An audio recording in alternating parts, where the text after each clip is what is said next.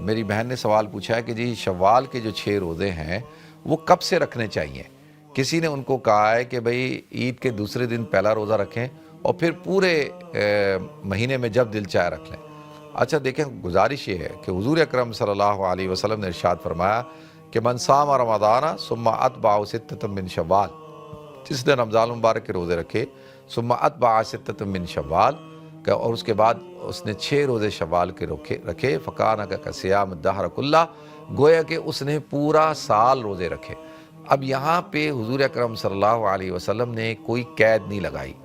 کسی قسم کی کوئی قید نہیں ہے کہ متتابعاً کیا، کوئی بھی قید لگاتے کہ وہ دوسرے دن سے رکھیں یا ایک ساتھ رکھیں، کوئی ایسی قید نہیں لگائی۔ آپ نے مطلقاً کہا کہ شوال میں 6 روزے رکھیں۔ اب شوال میں 6 روزے رکھنے ہیں وہ کبھی بھی آپ رکھ سکتے ہیں، اور عید کے دوسرے دن، تیسرے دن، دوسرے دن سے، تیسرے دن سے، چوتھے دن سے، جب دل چاہے آپ رکھ سکتے ہیں، اور پورے شوال میں آپ رکھنا چاہیں تو رکھ سکتے ہیں۔ ٹھیک ہے، ایک چیز میں گزارش کر دوں، اور دوسری بات یہ ہے کہ دیکھیں عام طور پر ہمارے ہاں ایک کلچرل چیزیں ہیں نا، عید کے ایام ہوتے ہیں، کھانے پینے کے ایام ہیں، اور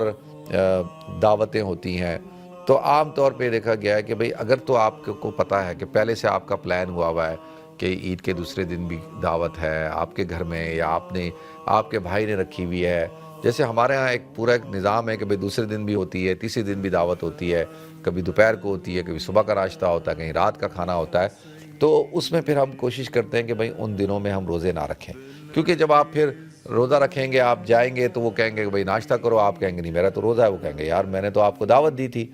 آپ نے جو ہے وہ یعنی میں نے تو آپ کو دعوت دی اور آپ آگے روزہ رکھے، تو یہ بات مناسب نہیں ہے۔ اگر کوئی شخص ان کی دل آزاری کو دور کرنے کے لیے روزہ توڑ دیتا ہے تو اس کو ثواب ملے گا، یعنی کیوں کہ ایک مسلمان کی دل آزاری نہ ہو، اس کو اذیت نہ پہنچے۔ تو میں اکثر اپنے دوستوں سے کہتا ہوں کہ بھائی آپ جو ہے عید کے 3 دن گزار لیں، اس کے بعد روزہ رکھیں، اس کے بعد پورا مہینہ ہے، جب دل چاہے آپ روزہ رکھ سکتے ہیں، اور اس دن جس دن کوئی دعوت ہے یا کوئی آپ کے پروگرام ہے، کہیں آپ نے جانا ہے، تو پھر اس دن آپ روزہ نہ رکھیں، کیونکہ یہ تو پھر ریاکاری میں بھی آ جائے گا نا۔ ہر آدمی بولے گا کھاؤ، اچھا رمضان میں تو سب کو پتہ ہوتا ہے روزہ ہے، اب ہر آدمی کہے گا کہ بھئی کھاؤ، یار آپ کھا نہیں رہے، اچھا جی میرا روزہ ہے،